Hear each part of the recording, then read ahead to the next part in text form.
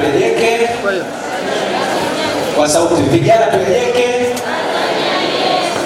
Mbele yenu ninaitwa Bwana Anwar Shabani, ni mkazi wa Singida Vijijini, mhitimu wa chuo kikuu cha Dar es Salaam mwaka 2015 katika shahada ya ualimu. Baada ya kuwa nimehitimu, nilikuja kwenye maisha ya kawaida ya uraiani. Baada ya kuwa nimekuja kwenye maisha ya kawaida ya uraiani, kwa kweli changamoto ya ajira ilinipata. Iliponipata nikaona njia pekee lazima nitumie fursa zilizopo kwenye mazingira yanayozunguka.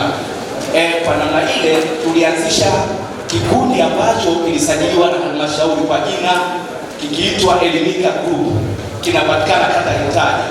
Tuliweza kuandika andiko letu la biashara, tukalipeleka halmashauri, tulifanikiwa kupata mkopo wa kiasi cha shilingi milioni 3 kwenye kikundi chetu.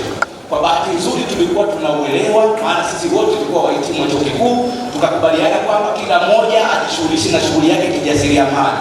Kwa kweli kwa mimi mwenyewe niliendelea na shughuli zangu za ujasiriamali.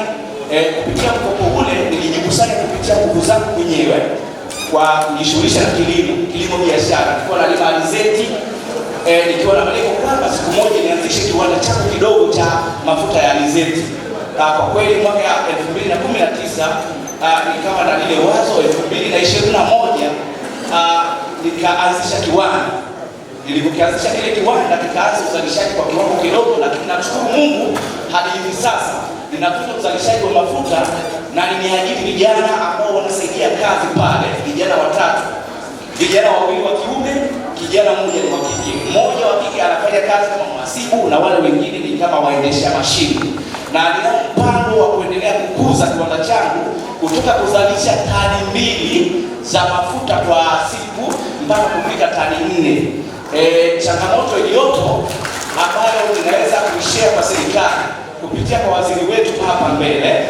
Mheshimiwa Waziri, ningeomba sisi vijana ambao tumejikita katika kuzalisha hasa kwa kutumia malighafi ambazo zinazalishwa na Watanzania, kwa kuwa tunalipa kodi, tunalipa leseni, tunaomba tuwezeshwe kuboresha ama kupatiwa mashine bora za kisasa ili tuweze kuajiri vijana wenzetu wengi zaidi, na pili ili kupata soko la uhakika, kwa sababu tutakapokuwa na mashine za kisasa nitaweza kuzalisha bidhaa ambayo itaenda kwenye supermarket na soko lingine kama Afrika Mashariki, kwa sababu ninaamini kama nitazalisha mafuta ambayo yanakuwa yana standard inayotakiwa kwenye soko la kimataifa, nitatanua wigo wangu wa soko la kibiashara, nitaendelea kuajiri watu wengi na nitaendelea kutoa mchango wangu kupitia kodi mbalimbali za serikali. Baada ya kusema hayo, mimi nishukuru serikali kupitia rais wetu Mama Samia Suluhu Hassan, kwanza kwa kuteua waziri kijana ambaye kweli